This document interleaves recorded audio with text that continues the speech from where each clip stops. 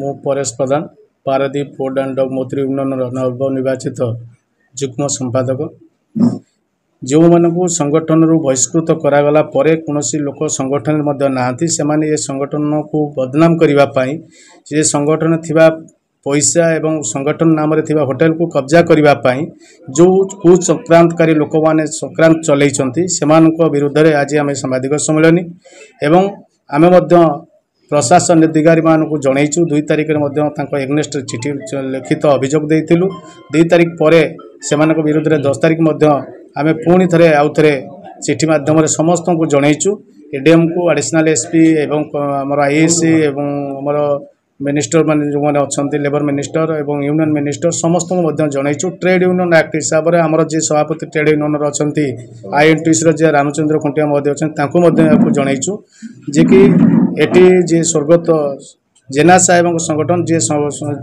कर कमल जी आज पारादीप पोर्ट तैयारी से मैंने आज जेना साहेब नथिले आमर जे नूतन भाव में सभापति भाव में जी दायित्व अच्छा तन्मय जेना महोदय से बहिष्कृत निजे निजे गोटे मालिक हो निजक ये पैसा को आ होटेल को कब्जा करने कुचक्रांत चलती केवल एमानकर नजर निज स्वार्थपाई किसी लोक धरी आसी मझे पहुँची जे एम सिग्नेचर करदेला आमको रेगुलार कराई जो 80-86 करोड़ टंका को पारादीप पोर्ट को अथराइजेशन दे हाथ गणति 40-42 जन लोक रेगुलार करने जो स्वप्न देखुंट से स्वप्न सी आज ये जिनस को माने जो कर कमल या जेना साहेब संगठन को बदनाम करने निज अख्तियार को नापी से प्रचेषा चलते निरंजन महापात्र विजय बराल एवं सहित आउ 4-5 जन अच्छा जो मानकर ना आम थाना अभियोग कर देचु। जदि से माने कहते जे ये संघर ऑफिस ब्यूरो को चयन करने से निजे निजे ऑफिस ब्यूरो चयन करदे जो संगठन संघर सभापति स्वर्गत जेना साहब थे आजिका डेट्रे से सभापति तन्मय कुमार जेना महोदय अच्छा से संघर पैड को निज ना कहीकि यूज करने समस्त जगार नहीं दबा से निजे जानी पारना जे ये जो संगठन ये संगठनर हेड ऑफिस होची कलकाता एवं आमर श्रमिक भवन कहले जदि ऑल ओडिशा रे पचारे श्रमिक भवन कथा ताले श्रमिक भवन जेना साहेब बोली एवं एफसीआई यूनियन बोली कहे से श्रमिक भवन पैड एवं से पारादीप पोर्ट यूनियन पैड को लेकिन से जो जालियाती करुँच से निश्चिंत प्रशासन अधिकारी को आम एति माध्यम आपण माध्यम जनइबू से तुरंत आपत्ति कार्यानुष्ठान ग्रहण करूँ एवं से जो फर्जरी करी जो संगठन आजिका डेट पारादीप सुरुखुरे चलिया चाहूँगी से किसी बदनाम लोक मान सहित मिसी खरच प्रकृतिर लोक मान सहित मिसी ए संघ को बदनाम करने को चाहूँगी तादू सी हरि जाती। मो ना हूँ सनातन बेहेरा मु पारादीप पोर्ट एंड डग मजदूर यूनियन साधारण संपादक आमर निरंजन महापात्र बोली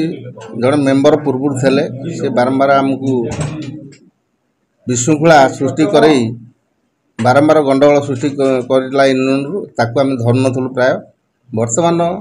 20/2/2025 करे से थाना रे गोटे एप्लिकेशन देले से जोटा देहिंती गोटे यूनियन प्रेसिडेंट ये जोटा करिहिंती से लिखिकी कहले जे आम गोटे एफसीआई यूनियन रे आज्ञा मीटिंग करूँ आमको टे सहयोग करें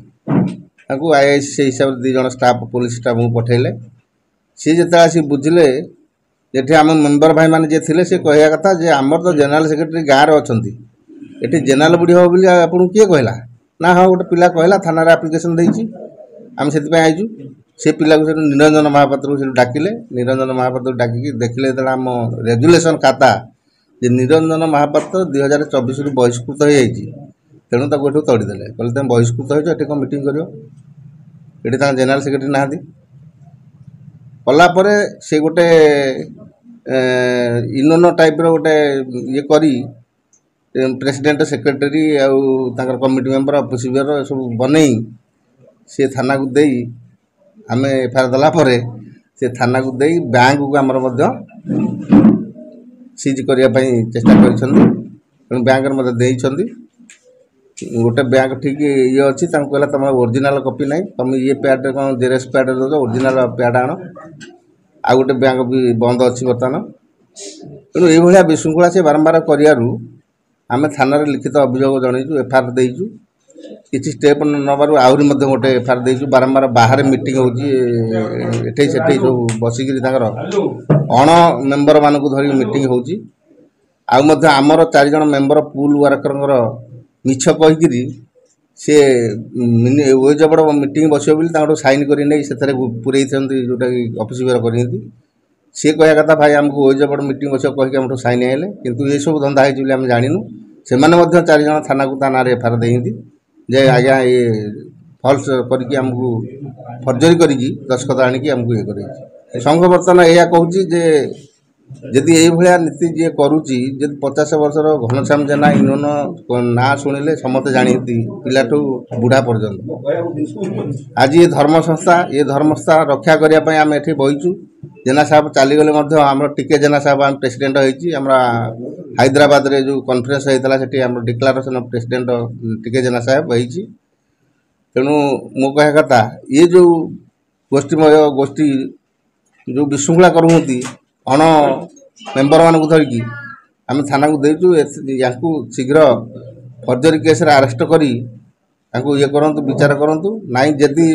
ବର୍ତ୍ତମାନ ମିଟିଂ କରି ଯଦି କୌଣସି ଦିନ ୟୁନିୟନରେ ଆଟାକ୍ କରନ୍ତି, ଯଦି ଭଲ ମନ୍ଦ କିଛି ହୁଏ ସେଥିପାଇଁ ସେମାନେ ଦାୟୀ ରହିବେ।